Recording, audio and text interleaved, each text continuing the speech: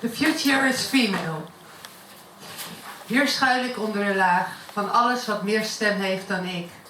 De luidste stem heeft meer invloed dan al waarvan ik weet dat rechtvaardig is. Mijn ideaal is geheim, kenbaarheid en misdaad. Een vraag is verboden voor mij, een antwoord gelijk aan verraad. Maar verraad doet wonderen in deze tijd. De ban van waarheid is verbroken door amorfe mannen in helse retoriek. Hun onwaarheden zijn als rottende vleeshompen. Aanvoer voor decadente mens, zegensplakkende mannen vol ongemakkelijk testosteron in hun rol als wereldheersers over geknechte volkeren. Ik wil vrij zijn als een wilde vogel die vliegt in de richting van zijn instinct. Niet als een afgerichte brievenduif die vliegt waar men hem zendt. Elke zending komt verkeerd aangevlogen, gestuurd door mechanische gedrochten. Via schermen en tabletten virtueel onklopbaar en heigerig gedeponeerd. De verlossing komt door schijnbare opwelling uit het vrouwenhart. Een wens uit de diepste onderbuik, waar waarheid heerst over weken woorden van bedrog. Geef me mijn vleugels en ik vlieg om de horizon te verkennen. Ik lever je veilige vrijplaatsen om te ontplooien en te groeien. Genoeg voedsel om na te denken, genoeg drank om jezelf te voelen.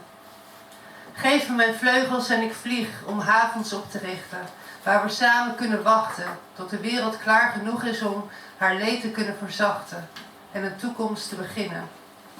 Ik neem mijn vleugels en ik vlieg door schilderijen en verhalen.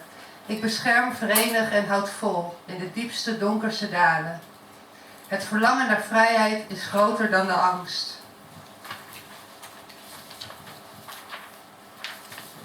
Voeten, waar heb ik jullie voor nodig als ik vleugels heb om te vliegen?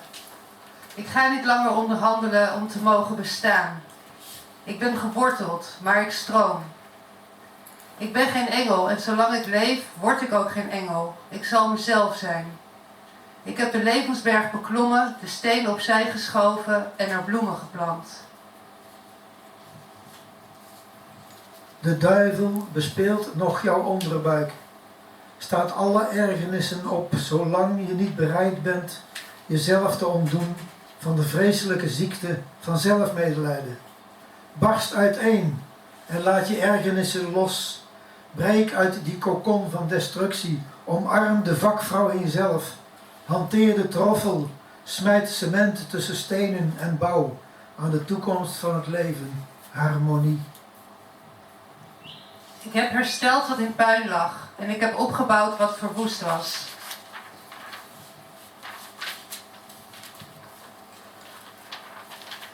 De verwoeste stad zal er rijzen in schoonheid. Zal de toekomst laten stralen als tevoren. Door jou en alle anderen engelachtig in hoop. Mijn echo weerklinkt in generaties die na mij komen. The future is female. Het volgende gedicht heet Horizontaal. Ik spreek een taal die iedereen verstaat. Die een kop vol dromen heeft, hartjes vol perspectief. Iedereen spreekt mijn taal, in liedjes of verhalen. Ik spreek horizontaal. Mijn blik gericht op een stip.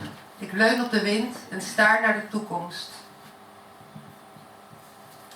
Woorden spoelen door mijn mond uit kwabben. In onregelmatig sprinten, voor niets bang, voor niets vergeefs, voor niemand nodig, voor alles noodzaak. Ik spreek een taal die iedereen verbindt. Er glijden bootjes voorbij, drenkelingen hijsen zich aan boord. Tegen de tekening van de horizon begrijp je ieder woord. Keer terug naar de oorsprong van het woord, de spiegel van de ziel, in brokstukken of volledig bestaan. Een testament als blauwdruk van het wezen dat wij kunnen zijn. Mijn taal zingt en springt, trappelt van ongeduld, om nieuwe zinnen te beginnen, zich te rijgen aan zinnen uit andermans mond. Mijn taal kust en fladdert, danst in het rond. Leven rekent op het woord, op tekens van regelmaat. Op gedoodverde one-liners van origineel gehalte. Of zomaar zwak gezever uit een volmondige mond. Ik spreek horizontaal. Het is niet moeilijk te leren. Leun op de wind, staar naar de toekomst en laat je ogen spreken. Dankjewel. Taktrainer Kees van Leeuw.